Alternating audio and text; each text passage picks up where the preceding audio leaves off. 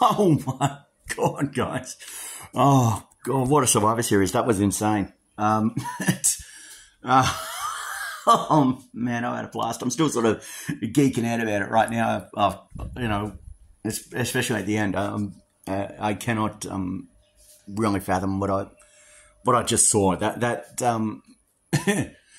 I'll talk I'll talk about it when I get to that one. But let's get into the review of this of Survivor Series War Games 2023,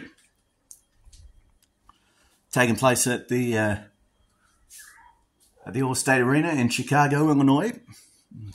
Crowd of about 17,000 people there. So big shout out to everyone that got there to the stadium, man, and had a great time. I hope you had a great time. I know I did watching it there. Sorry, I'm still geeking out about it and still I got to bring myself down, you know what I mean? Like, my heart's racing. All right, anyway, let's get this one started. All right. We're going to start off with the first match of the night, which was the Women's War Games match, which was Damage Control, which was Asuka, Kairi Sane, Io Sky, and Bayley up against Becky Lynch, Charlotte, Shotzi, and Bianca Belair. I thought an amazing bit of high spots there. I had a ton of fun watching it. Like I said, I think one of my obviously the best spot for me during that match was absolutely Io Sky, an absolute mad woman, absolutely crazy. But she got up to the top of the cage and she just puts a rubbish bin on her head and then jumps off the cage. Completely insane. But I love that. And you know, it's obviously a spot that she loves doing in War Games because she did it a couple of years ago. Exact same spot. So obviously it's one she knows and one she does quite well. And there was a ton of great storytelling in the ring as well. I think that's a great thing as well when you see that happen. Obviously, finishing the match, Becky Lynch giving a manhandle slam to Bayley through the table. I thought that was brilliant. Like I said, I always love it. Who doesn't love a table spot? You know what I mean? Like, who doesn't love a table spot? I'm trying to think of what else. That's it on that one. Like I said, and I give that much 5 out of 5. There was back and forth. Like Damage Control. Take the advantage. Next thing you know, the faces take the advantage. And there was sort of like a good mix of working going on. So yeah, I definitely give that one a 5. Up next is the Intercontinental title match, which was The Miz up against Gunther. And I don't know why, but the match I think fell short of my expectations. Like, I don't know why, but it just sort of I don't know why, but to me it felt flat. I'm not sure how it felt to you guys, but I don't know. It just felt like there were things missing. I don't know. I can't pin down why it felt flat to me, but it just didn't feel right. I don't know. I think because of a wrestler, like Gunther, I expected a lot more out of him, and I thought the Miz would be able to bring a lot more out of Gunther as well. So I don't know why, but it fell very flat to me. So I only give it 2.5 out of 5. So that's that. Up next is Santos Escobar versus Dragon Lee. I should mention that Gunther retained the title. Up next is Santos Escobar and Dragon Lee. Like I said, sorry, literally I haven't scripted this out at all because Survivor Series only happened maybe look at the time, 12 minutes ago. It only it ended, so I'm sitting there just sort of refreshing everything through. But yeah, again, Santos and Dragon didn't hit what I thought it was going to hit. Like it was a good match. It was a good match. It just didn't feel. It didn't feel like it should have, because I think there should have been a lot more high flying, considering these two men are absolute fantastic luchadors and obviously very well versed in the lucha libre style. So I thought we'd see a lot more, chain wrestling or a bit more high flying stuff. A few more,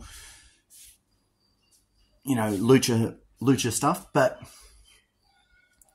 I'm not that disappointed in it, because obviously it sort of furthered Santos' story a little bit as of him just being, a heel. And it sort of worked a bit more. But yeah, it didn't. Again, I'm going to say it didn't work. It worked, but it didn't work. You know what I mean? Like, I liked it, a perfectly serviceable match, but I didn't. There wasn't any. I didn't feel. And I wasn't that tremendously invested. You know what I mean? If that makes sense. So I mean, that's all right. I give it about a 3 out of 5. Like I said, it was all right. Up next, we have the Women's World Championship match, and that was Rhea Ripley versus Zoe Stark. And I'll put it this way: I'm I do mark out for Rhea. Like I said, and I'm always going to back my fellow Aussie. So and it was great because obviously she was cheered as the babyface in this match, right? Like start of the match, they're doing, they're on the mat and they're just, throwing fists at each other, and Zoe Stark's on top and the crowd's booing, and Rhea gets on top, crowd cheers. All right. Rhea's working face. Well, no, I think she was still working heel, but the crowd just, like I said, Rhea's just that amazing a wrestler that, obviously the crowd just loves what she does, you know what I mean? And so she's been around for a couple of years, so and she's absolutely earned her respect and her accolades, you know what I mean? And I think that's why she was, getting the cheers. But yeah, so a couple of good spots in this one. Again, it was sort of, it's like finish and end of the match, finish, reverse, Rhea gets the finish. 1, 2, 3. Again, it was sort of a mid-range sort of match. I probably give it. I'm probably going to give it about 3 out of 5. I think it was good, but it wasn't. And I'm probably going to get done for this comparison, but it wasn't. Yeah, it wasn't Rhea and Charlotte at WrestleMania. Like that's, like if we're talking like a Rhea Ripley match, I think her best match ever is definitely against Charlotte at WrestleMania, and I didn't get that from her, and I felt, and it just sort of fell flat for me. So I give it 3 out of 5. It was a good match. But yeah, it wasn't what I'm used to seeing out of Rhea. And now, on to the main event. The main event, which is the Judgment Day, which consists of Damian Priest, JD McDonough, Finn Balor, and Dominic Mysterio. By the way, I'm going to bring this one up. Dominic Mysterio, probably my favourite heel at the moment. Like, just the heat he gets from the crowd. Like, I love, I love seeing a wrestler get that sort of heat and get that sort of reaction from the crowd. Like that's how you know that your character is working and your character is on point, is when you're getting heat like that. And so I give a ton of credit to Dirty Dom for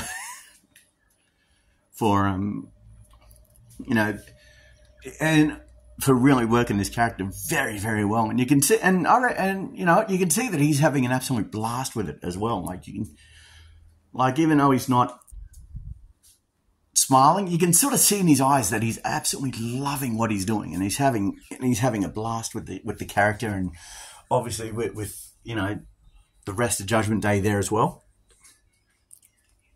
So I love seeing that one. And obviously teaming with Judgment Day is Drew McIntyre. Again, probably another one of my favourite heels. Like, he's just the way he brings himself up to... Like, he does put the psychopath in Scottish Psychopath. You know what I mean? and he's an amazing, amazing character. And they're going up against Seth Rollins, Cody Rhodes, Jey Uso, Sami Zayn, and Randy Orton. And obviously, like I said, again, it was just a masterclass in storytelling from every one of these guys involved. Absolutely everyone, just a masterclass in how you meant in. Sorry, I'm still sort of blown away by what happened. Oh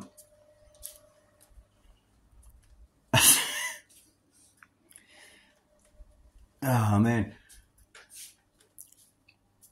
But yeah, like I said, there was a ton of like I'm saying, amazing storytelling by all the guys involved.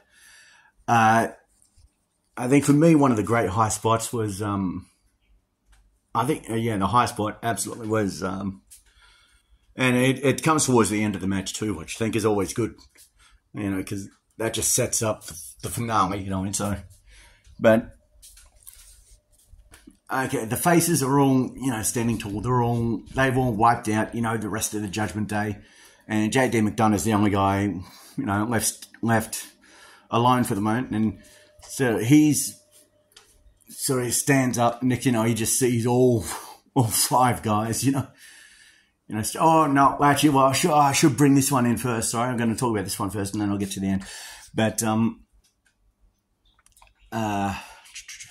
right, yeah, Damian Priest giving putting the razor's edge on Seth Rollins through a table.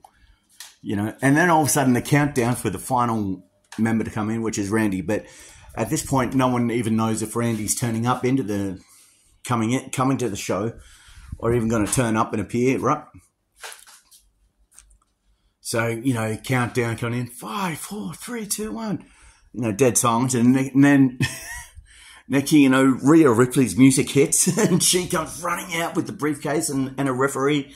And like I said, when that happened, I just started cackling insanely because I'm thinking, holy shit, this will be one of the this will absolutely surpass. This is the new heist of the century. This is be better, than when Seth Rollins cashed in on at WrestleMania. You know what I mean? That's my thought process on it. You know what I mean? Is I generally thought that was going to happen. So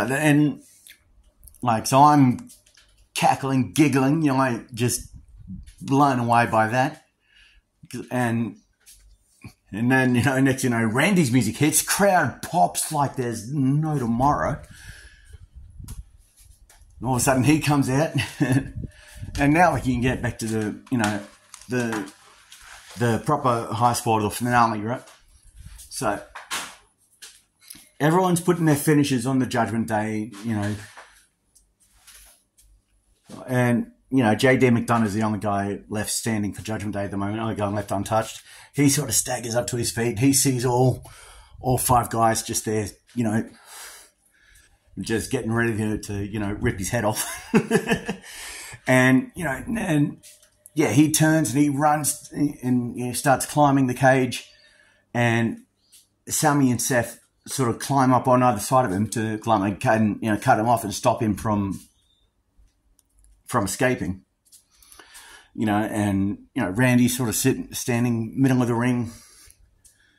He's sort of going, he's sort of marking his spot with his foot, going, yeah, throw him here,